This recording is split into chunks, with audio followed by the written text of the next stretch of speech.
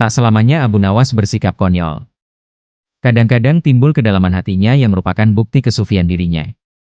Bila sedang dalam kesempatan mengajar, ia akan memberikan jawaban-jawaban yang berbobot sekalipun ia tetap menyampaikannya dengan ringan. Seorang murid Abu Nawas ada yang sering mengajukan macam-macam pertanyaan. Tak jarang ia juga mengomentari ucapan-ucapan Abu Nawas jika sedang memperbincangkan sesuatu. Ini terjadi saat Abu Nawas menerima 3 orang tamu yang mengajukan beberapa pertanyaan kepada Abu Nawas. Manakah yang lebih utama, orang yang mengerjakan dosa-dosa besar atau orang yang mengerjakan dosa-dosa kecil? Ujar orang yang pertama. Orang yang mengerjakan dosa kecil, jawab Abu Nawas. Mengapa begitu? Kata orang pertama mengejar.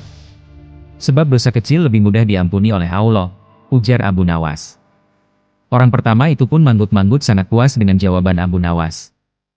Giliran orang kedua maju. Ia ternyata mengajukan pertanyaan yang sama. Manakah yang lebih utama? Orang yang mengerjakan dosa-dosa besar atau orang yang mengerjakan dosa-dosa kecil? Tanyanya. Yang utama adalah orang yang tidak mengerjakan keduanya, ujar Abu Nawas. Mengapa demikian? Tanya orang kedua lagi. Dengan tidak mengerjakan keduanya, tentu pengampunan Allah sudah tidak diperlukan lagi, ujar Abu Nawas santai.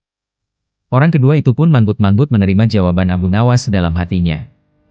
Orang ketiga pun maju, pertanyaannya pun juga 100% sama. Manakah yang lebih utama? Orang yang mengerjakan dosa-dosa besar atau orang yang mengerjakan dosa-dosa kecil? Tanyanya.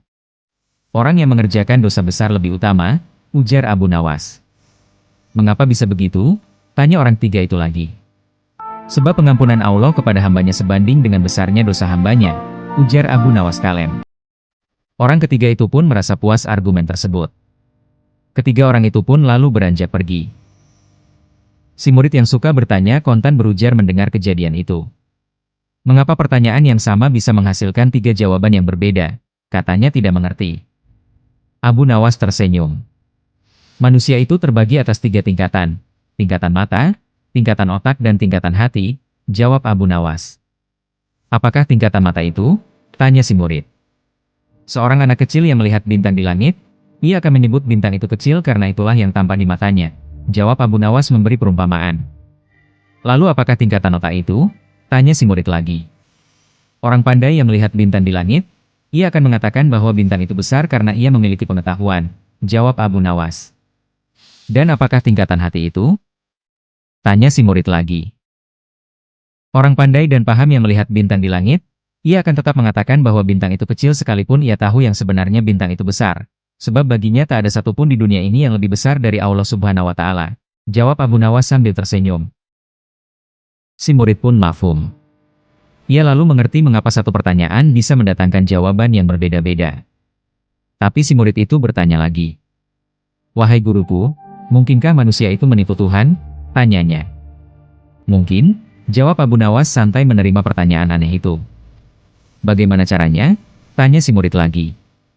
Manusia bisa menipu Tuhan dengan merayunya melalui pujian dan doa, ujar Abu Nawas.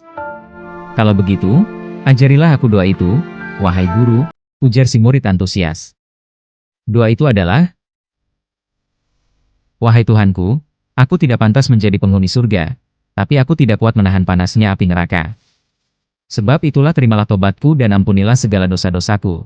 Sesungguhnya Kaulah Zat yang mengampuni dosa-dosa besar.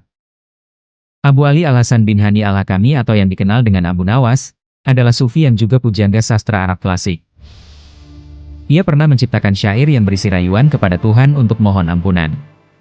Menurut buku Abu Nawas, sufi dan penyair ulum yang jenaka karya Muhammad Ali Faqih, Abu Nawas lahir di Provinsi Ahwas, di wilayah Khuzistan, Elam kuno, atau sebelah barat daya Persia, sekitar tahun 757 Masehi.